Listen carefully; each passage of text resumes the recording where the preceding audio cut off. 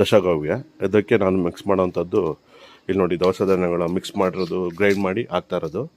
Next ಇದು ಮಜ್ಜಿಗೆ, ಇದು ಮೊಸರು, ಇದು ಸಗಣಿ, ಇದು ಪೈನಾಪಲ್ಲು, ಇದು ಕರ್ಬೂಜ. ಇದು ಫ್ರೂಟ್ಸ್ ಎಲ್ಲ ಬರೀ ಮಾರ್ಕೆಟಲ್ಲಿ ವೇಸ್ಟ್ ಆಗಿರೋಂಥ ಫ್ರೂಟ್ಸ್ ಇದು. ನೆಕ್ಸ್ಟು ಕಾಪರು, ಇದು ಡ್ರೈ ಫ್ರೂಟ್ಸು ಡೇಟ್ ಎಕ್ಸ್ಪೈರ್ಡ್ ಆಗಿರೋಂಥ ಮನೇಲಿ ಅಂಥದ್ದು.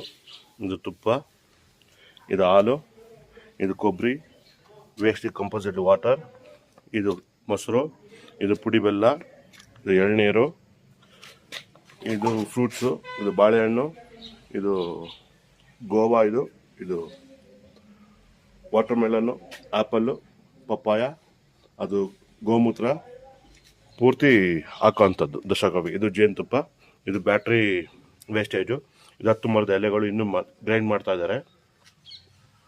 ಇದು ಪುಡಿ ಬೆಲ್ಲ, ಆರ್ಗಾನಿಕ್ ಬೆಲ್ಲ ಇದು.